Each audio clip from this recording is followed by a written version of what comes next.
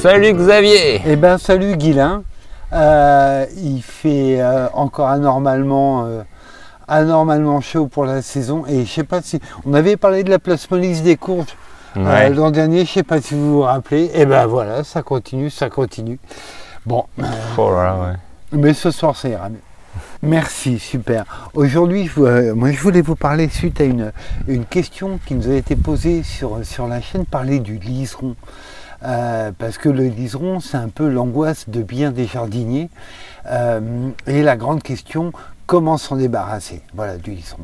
Alors, je vais être honnête dans ma réponse. En fait, on ne se débarrasse pas du liseron, c'est le liseron qui se débarrasse de nous. Normal, il était là quand même bien avant. Après, pour être plus sérieux, non, il y a des possibilités effectivement de limiter. Ce que je vais vous dire là sera jamais aussi bien et aussi précis qu'un homme formidable, Gérard Ducerf, le spécialiste des plantes bioindicatrices.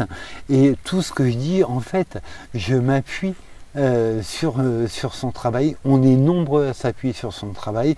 Et on va vous mettre en lien sa chaîne, bien sûr. Et aussi, moi, ce que je voulais vous recommander, c'est cet ouvrage, l'encyclopédie des plantes bioindicatrices. Elle est en 3 tomes. Pour être complètement honnête, le premier tome, moi je m'en sers beaucoup. Le deuxième tome aussi. Le troisième tome, on est plus dans la botanique et là je suis perdu, quoi. Compter les glumelles des graminées, en fait, je suis pas très doué. C'est absolument passionnant et c'est une très belle pensée de se dire que, vous savez, on dit souvent, oui, alors est-ce que tu parles à tes plantes, machin, peut-être qu'il faut les écouter. Pour commencer, et en fait chaque plante qui est la spontanée sur notre sol, pourquoi j'ai pas des cactus ici, moi? Pourquoi j'ai pas des nénuphars dans le potager? Parce que c'est pas le milieu, c'est pas le climat. Alors quand j'ai d'autres plantes, c'est que c'est le milieu, c'est le climat, c'est le sol. C'est juste ça les plantes bioindicatrices en fait. Et le liseron, il nous indique quoi? Alors moi je trouve l'analyse de Gérard Ducerf absolument passionnante. Il met sur le même plan liseron et lombric. Quand on a un sol qui est en trop mauvais état, les lombrics ne peuvent plus y être, et le liseron joue le rôle des lombrics en fait. Donc pour faire assez simple, le liseron il apparaît sur des sols qui sont en général tassés, compactés. Pour ceux d'entre nous qui auraient eu la mauvaise idée d'utiliser une motobineuse. Motobineuse, rien à voir avec un motoculteur. Un motoculteur, c'est des roues. C'est un porte-outils avec des roues, un moteur et tu accroches des outils. La motobineuse, ce sont des fraises qui tournent sur le sol et qui sont la force de traction d'outils. La motobineuse, non seulement vous coupez, vous hachez, lombric aussi, hein. Donc moins il y a de lombric, plus il y a de liseron. Hein. Oui, si on les coupe, il y en a plus, non? Alors voilà, ça c'est vrai que sinon, merci pour ta réflexion, parce que c'est vraiment une légende qui court sur les lombrics, quand on les coupe, ils repoussent, et les lombrics sont exactement comme nous, ils ont une bouche et un anus. Donc nous, si on nous coupe entre la bouche et l'anus, on va avoir du... Moins d'efficacité. Ouais, quand même, ça va être un petit peu plus long à se remettre. Et donc... moins il y a de lombric, plus il y a de liseron. Et attention, plus il y a de motobineuse, plus il y aura de liseron. Puisque la motobineuse, ce sont des couteaux qui coupent comme ça, qui tassent le sol d'une part, et qui surtout bouturent le liseron et le propulsent en plus. Donc voilà l'outil à proscrire absolument. Le liseron, il traduit un manque d'aération, un tassement du sol, souvent un excès d'azote. Ça c'est Gérard qui dit ça. Moi je ne l'ai pas constaté, mais je lui fais confiance. Donc comment se débarrasser du liseron?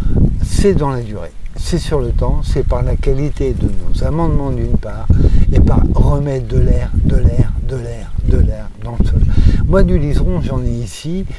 Où est-ce qu'il est apparu? Il est apparu au pied des framboisiers, sur des bordures qui ne sont pas reprises régulièrement. Donc voilà, je ne dis pas que ici je cherche le liseron, non, on voit, on l'a, sachant qu'on a aussi 2 liserons. On a le liseron des haies celui qui a tendance à grimper est le liseron des champs, qui est plus rampant. Néanmoins, ils traduisent la même chose. Donc le liseron, quand on en a, effectivement, c'est pas un très bon signe, c'est pas un compliment que nous adresse la nature, c'est un sol qui se compacte. Alors, il est vrai que des sols qui ont des excédents d'azote se compactent plus vite. Mais moi, au potager, ce que j'ai constaté, c'est plus par piétinement ou manque de travail. Là, ça c'est au pied des framboisiers. Bon, les framboisiers, on va récolter les framboises. Le piétinement, il arrive, à mon avis, à ce moment-là. Je pense pas être très excédentaire en azote. Par contre, je pense que par nos interventions, souvent, nous mettons à mal notre sol au potager. On est surinterventionniste. Donc, le moins d'intervention possible, toujours dans des bonnes conditions, et de l'air. La grelinette, elle est greffée au bout du doigt. Ouais, je vais dans mon jardin du coup, puis je vais aérer parce que j'en ai partout moi. Ouais. Et juste pour conclure, voilà, ça c'est une Bible qu'on a tous, vraiment, c'est précieux.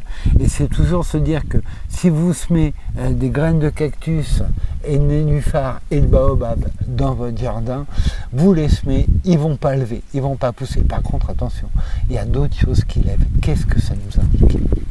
Ok, merci beaucoup Xavier, à très bientôt. Ouais, à bientôt.